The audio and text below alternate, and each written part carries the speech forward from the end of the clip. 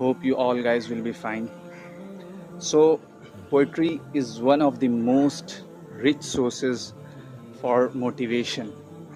So, whenever I feel low and demotivated, I just start reading some of my most favorite couplets. Here, I want to recite 3 of them in front of all of you.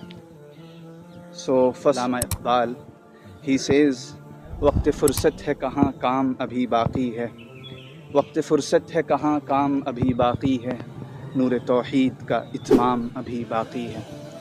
This poetry just suggests that we can't take rest, we can't stop, we have to keep working. Ahmed Faraz, he says, शिकवे ज़ुल्मत शब से तो कहीं बेहतर था, शिकवे ज़ुल्मत शब से तो कहीं बेहतर था, अपने हिस्से